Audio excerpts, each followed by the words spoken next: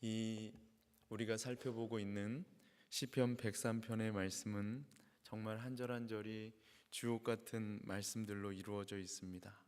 너무나 좋은 말씀들로 이루어져 있습니다. 특별히 이 시편 103편을 통해서 우리는 우리 한 사람 한 사람을 향한 하나님 아버지의 마음이 어떠하신지를 깊이 깨닫게 되는데요. 하나님 아버지께서 우리 한 사람 한 사람을 바라보시는 마음은 어떠하실까요? 먼저 오늘 본문의 말씀은 하나님께서 우리가 어떤 존재인지를 너무나 잘 알고 계심을 말씀하고 있습니다. 사실 그럴 수밖에 없는 것이 하나님께서 우리를 지으신 분이기 때문에 하나님은 우리가 어떤 존재인지를 너무나 잘 알고 계십니다.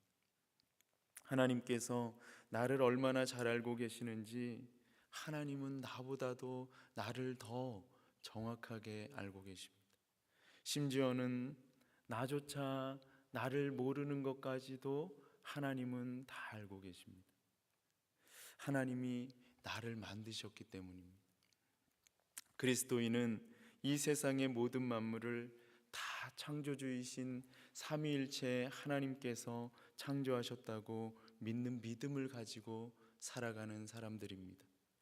따라서 이 세상의 모든 피조물은 다 하나님께서 지으신 목적이 있기 마련이고, 그 모든 피조물은 다 하나님께서 지으신 목적대로 지금도 순응하며 살아가고 있습니다. 하나님께서 지으신 모든 꽃은 꽃을 피우고, 또 모든 새들은 하늘을 날아다니며 노래를 부르고, 또 모든 짐승들은 그 하나님께서 지으신 목적대로 살아가고 있습니다. 또한 물속에서 살아가고 있는 모든 어류들도 하나님께서 지으신 목적대로 살아가고 있습니다.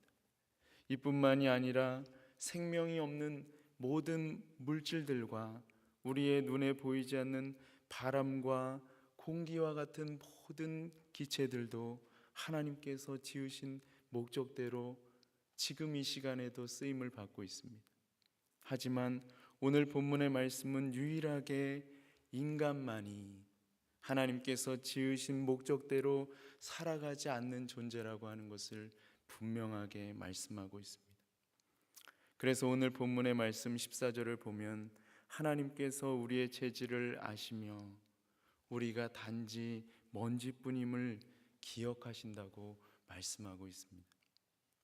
하나님께서는 모든 인생을 먼지라고 말씀하고 있는데요, 그냥 먼지가 아니라 단지 먼지뿐이라고 말씀하고 있습니다. 그렇습니다. 하나님을 알지 못하는 모든 인생은 먼지와 같은 존재입니다. 오늘 말씀과 같이 하나님을 알지 못하는 인생은 먼지와 같은 존재인데, 그냥 단순히 먼지와 같은 존재가 아니라 단지 먼지뿐인 존재입니다. 요즘 이 미세먼지가 정말 심각한 상황 가운데 있습니다.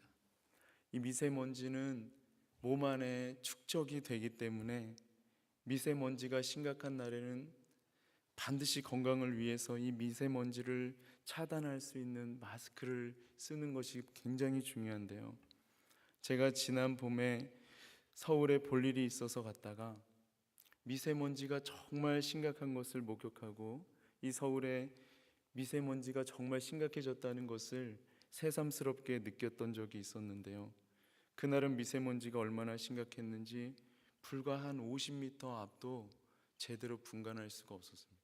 간판을 제대로 읽을 수가 없었어요.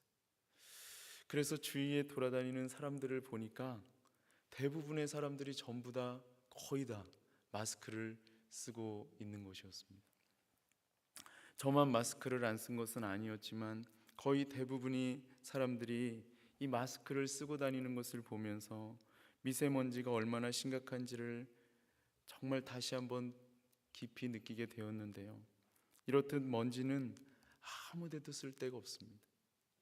하나님을 알지 못하는 인생은 먼지와 같은데 단지 먼지와 같은 존재라고 하는 것입니다.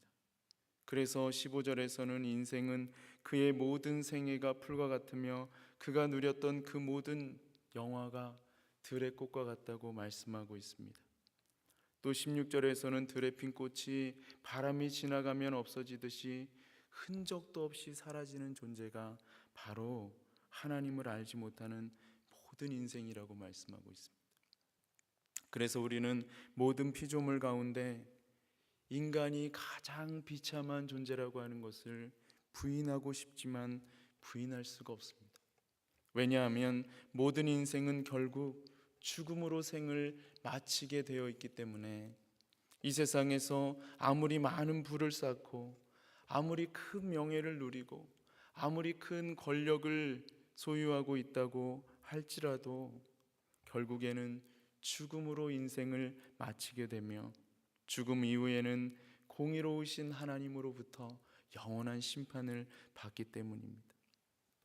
하지만 어제의 말씀에 이어서 오늘 본문의 말씀 13절에서도 계속해서 하나님 아버지께서 이러한 인생들을 향하여 여전히 소망을 주시는 말씀을 하고 계신 것을 볼 수가 있습니다.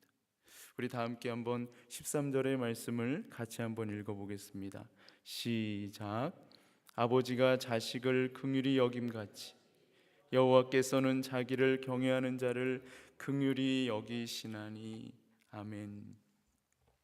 아버지가 자식을 긍휼히 여김같이 여호와께서는 자기를 경외하는 자를 긍휼히 여기신다고 말씀하고 있습니다.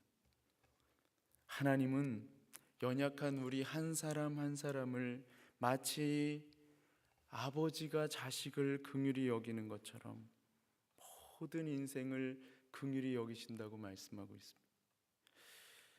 이것은 나의 생각과는 관계없이 변함없이 동일한 말씀입니다. 내가 하나님 앞에서 어떤 큰 죄를 지었을 때 대부분의 사람들이 갖게 되는 보편적인 생각이 무엇이냐면, 내가 하나님 앞에서 큰 죄를 지었기 때문에 하나님은 나를 더 이상 사랑하지 않을 것이라고 우리는 생각을 합니다. 그런데 오늘 이 말씀은 사실은 그 반대라고 하는 것을 분명하게 말씀하고 있습니다. 이것은 아전인수식의 해석이 아니에요. 즉 다시 말하면 내가 아닌 다른 사람이 하나님 앞에서 어떤 큰 죄를 지었을 때에도 하나님께서는 마치 아버지가 자식을 긍휼히 여기는 것처럼 그를 여전히 긍휼히 여기신다고 하는 것입니다. 내가 어떻게 생각하느냐 관계없습니다. 오늘 본문의 말씀이 분명하게 선포하고 있기 때문이에요. 왜 그럴까요? 하나님께서 창조하신 하나님의 소유된 하나님의 자녀이기 때문에 그런 것입니다. 모든 인생은 창조주 삼위일체 하나님과 절대적인 관계를 맺고 있기 때문에 하나님 없이는 내가 존재할 수 없거든요. 그렇기 때문에 하나님께서는 연약한 인생을 절대로 포기하지 않으신다는 것입니다. 오히려 하나님께서는 연약하면 연약할수록 더욱더 귀히 여겨주시며 VIP 대우를 해주신다는 거예요. 왜냐하면 그를 사랑하시기 때문입니다. 17절에서도 계속해서 연약한 인생을 사랑하시는 하나님 아버지의 마음이 잘 나타나 있는데요, 우리 다 함께 한번 17절을 같이 한번 읽어보겠습니다. 시작.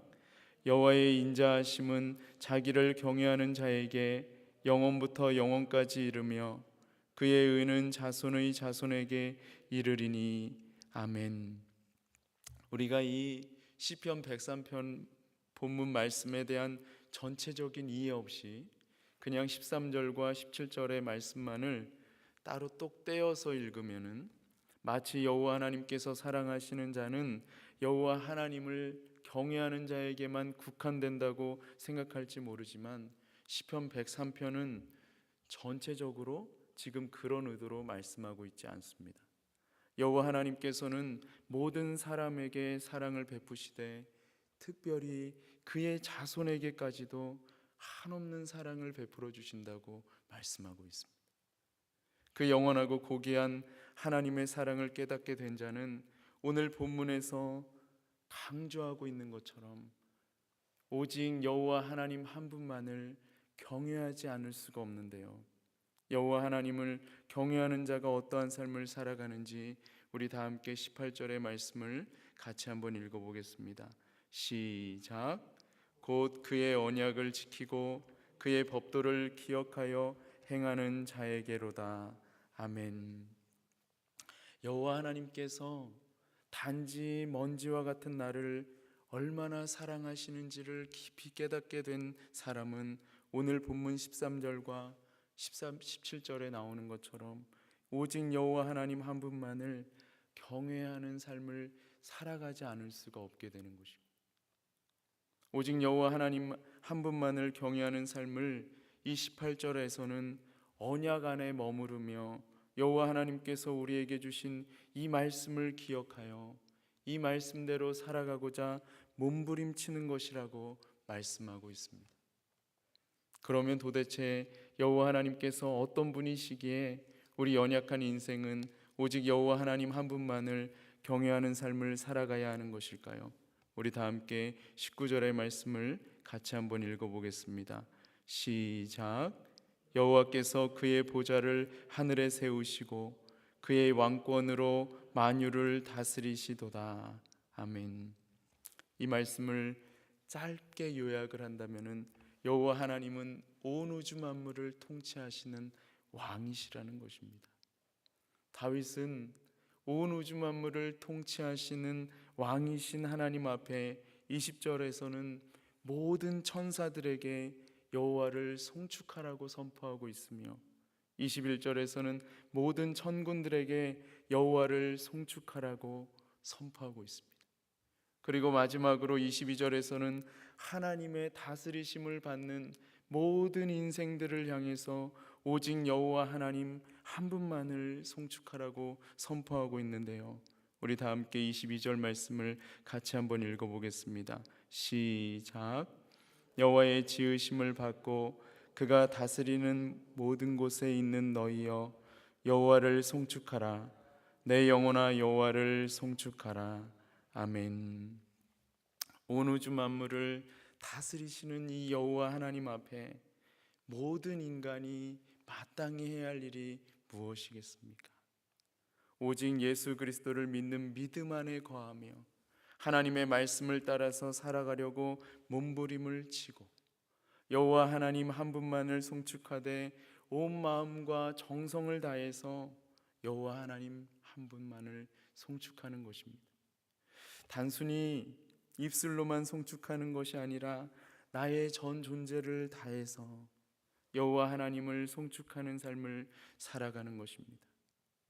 하나님께서 먼지와 같은 나를 하나밖에 없는 외아들 독생자 예수 그리스도를 내어주시기까지 사랑하셨기 때문입니다. 우리 다 함께 기도드리겠습니다. 살아계신 하나님 아버지, 오늘 이 귀한 말씀을 통해서 우리의 한 사람 한 사람을 하나님께서 얼마나 사랑하시는지 깊이 깨닫게 하여 주시니 감사를 드립니다.